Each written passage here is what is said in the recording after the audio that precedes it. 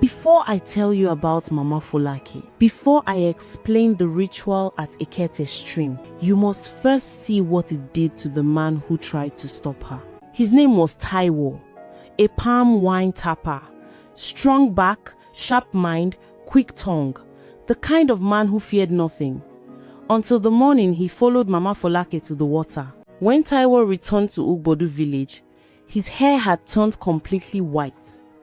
Not grey, white, like cotton, like bone, like fear itself had drained every drop of color from his scalp. His hands shook so violently that he couldn't hold a cup of water. His voice? Gone, completely. And in his eyes carried something no human being should ever carry. The weight of a truth too terrible to speak. Before he left Ugbodu forever, Taiwo managed to scratch 7 words into the dirt with trembling fingers. She is not alone at that stream. Now, let me tell you how it all began. Every morning at exactly 5:12 a.m., not 5:10, not 5:15, but 5:12 Mama, Folake would wake in her small room behind the restaurant, the room where no one was ever invited, the room with no windows. She would push open the door of her restaurant, a building the elders said was too old to still be standing, with a zinc roof that screamed in the wind even when there was no wind. The signboard outside read, "Folex Pot," in fading red letters, and it swung on its hinges, always swinging, even on the stillest nights. On her head, she balanced a black iron pot, not the normal silver bottom pots the market women used. This one was black, so black it seemed to swallow light. And inside it, fresh chunks of raw goat's meat, glistening like they were sweating blood under the dying moonlight. Here is what the villagers could never understand. She never salted the meat, never added pepper, never rubbed it with seasoning, just raw, wet, waiting. The path to Ekete stream used to be wide enough for 2 carts, but over the years, something changed. Bamboo trees grew thick and fast on both sides, their trunks pressing inward like teeth closing on a trap. The elders whispered that the forest was trying to block something, or lock something in. As Mama Folake walked, every insect within 20 feet of her went silent. Crickets stopped mid-song, frogs held their breath, even the mosquitoes refused to land on her skin. It was as if the forest itself knew she was not walking alone. And the strangest part, no matter how heavy that pot was when she left her restaurant, no matter how much meat she carried, by the time she returned, she moved like the pot was filled with feathers. But if anyone else tried to lift it even to help her, they found it impossibly, unnaturally heavy, like something else was inside. Something the pot didn't show. Something the eyes refused to see. When Mama Folake reached the bank of Ekete stream, she would kneel on a stone, a flat, smooth stone that sat right at the water's edge, too smooth, too perfectly placed. The kind of stone that looked like it had been polished by 1,000 hands or worn down by 1,000 offerings. Fishermen noticed that during the dry season, when the stream shrank to a trickle, that stone was never visible.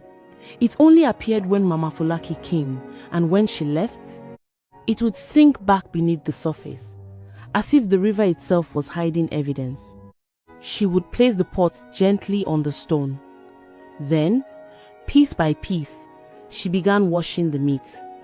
The moment the water touched it, the stream would run red, deep, thick red. Not like blood that dilutes and fades. No, this red pulsed, like it was alive, like it had a heartbeat. And then, the red would disappear, not slowly, instantly, as if something beneath the surface had drunk it all in one swallow. While this happened, Mama Folake would murmur, soft, rhythmic, hypnotic. The villagers who lived near the stream, those foolish enough to stay close, said it didn't sound like any language spoken by the living. But if you listened closely, If you were brave enough or foolish enough to creep near and press your ear toward the water, you would hear something that would freeze your blood. She wasn't talking to herself. The river was answering. Gboyega was a hunter, the kind of man who tracked leopards through the forest without a torch, fearless, confident, stupid. He told his friends at the palm wine bar that the woman was hiding something and that he would follow her to Ekete stream to discover her secret.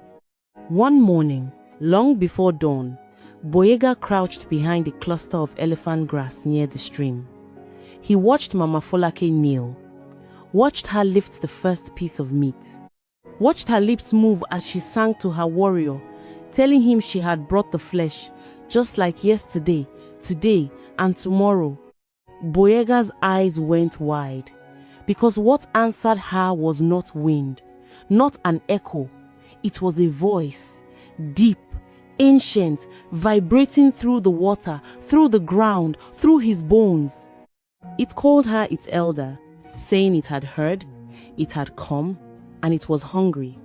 Something massive rose from the water, a shape, a shadow, a mass of scales and sinew, eyes like burning coal, breath that smelled like rotting iron and wet earth. Then Gboyega's foot snapped a bamboo stick. The creature stopped moving. The water stopped rippling. Mama Folake stopped murmuring. Slowly, so slowly, it felt like time itself was bending. Mama Folake turned her head, her eyes locked onto Gboyega. Through Gboyega, she told him calmly, coldly, that he who looks inside will see death. Gboyega ran like the forest was chasing him, ran until the sun finally rose over Ugbodu village. When he stumbled into the village square, his wife screamed. His children ran away. His hair thick, black hair that he'd oiled that very morning, was now completely, impossibly white. And when the elders asked him what he saw, when his own mother begged him to speak, Gboyega opened his mouth. If you've made it this far, my mother said no one cares about these stories and I'd never hit 1,000 subs. Help me prove her wrong by hitting the subscribe button right now. Let's show her. Now, back to Chinedu. And no sound came out. His voice was gone, stolen, swallowed. But here is the mystery that kept the villagers trapped between fear and desire. They could not stay away from Mama Folake's food. Every morning, after she returned from the stream, the aroma would begin. Oh, the aroma. It wasn't just the smell of jollof rice or pepper soup. This was something else. Something that reached into your chest and squeezed your heart. The scent traveled over compound walls, through the cracks in doorways, into the market. Women on their way to sell tomatoes would stop mid-step, close their eyes, and inhale deeply. Children carrying water pots would forget their tasks. Farmers would turn around. Even the chief's guards would find excuses to walk past Folake's pot, hoping to catch just one more breath of that magnetic, sinful aroma. They said 1 spoonful of her rice could end a marriage quarrel. 2 pieces of her meat could cure a headache. Everyone agreed. Mama Folake's food tasted like it came from another world. But what they didn't know was that it did come from another world. Because when you feed something ancient, sometimes, in exchange, it gives you gifts. Terrible, beautiful, addictive gifts. In the market, the elder women whispered. They said that when a soup is too sweet, you must ask what died to make it so. They warned that Ekete stream had no bottom. And a river with no bottom is a river with no mercy. Then one day, something happened that no one expected. Chinedu was only 7 years old, stubborn and curious. One afternoon, he followed Mama Folake as she arranged her fresh meat inside that black pot. The pot sat on the ground, its lid slightly ajar. Just a crack. Chinedu's heart pounded. He reached out and lifted the edge of the lid, just a little, A sudden, wet, breathing sound came from inside the pot.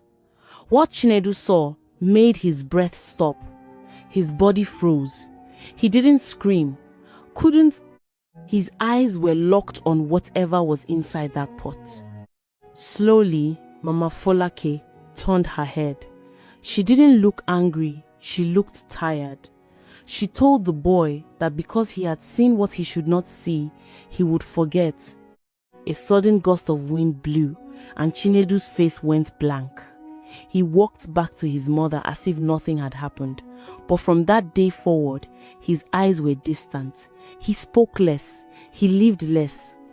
And when his mother begged him to tell her what happened, he would only whisper that he didn't remember. After what happened to Guboyega and Chinedu, the village elders held a meeting under the Iroko tree. They argued, they prayed, but in the end, they did what frightened men always do, nothing. But Taiwo, the palm wine tapper, refused to stay silent. He had watched his friend's hair turn white. He decided he had seen enough. He armed himself with a machete and a Bible and followed Mama Folake. He stepped out from the bushes and shouted at her to stop, calling her a witch and accusing her of bringing evil to the village. Mama Folake did not turn around. She told him sadly to go home because he did not understand what he was trying to stop. Suddenly, the water exploded upward.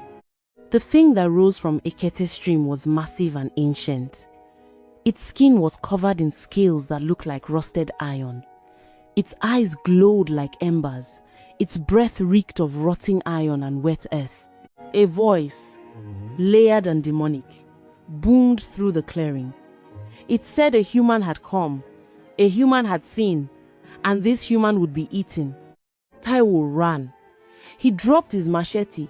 He ran faster than he ever had, but the creature's voice followed him inside his head, crawling through his veins. By the time he reached the village, his hair had turned white. His voice was stolen, swallowed. Before he walked out of the village forever, he scratched those 7 words into the dirt. She is not alone at that stream.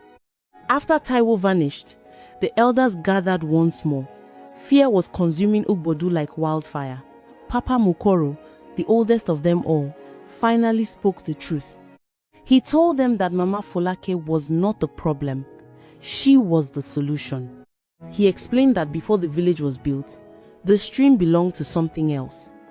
Their ancestors had made a pact and fed it, but the feedings had stopped generations ago. Everyone thought it had died. They were wrong. He told the elders that if Mama Folake stopped, the entire village would pay the price. So, the elders went to the stream themselves. They carried torches and offerings of meat. When they called out to the spirit of the stream, the water erupted. The creature rose, roaring that while the humans had brought food, it was not like hers, not like the woman who remembered.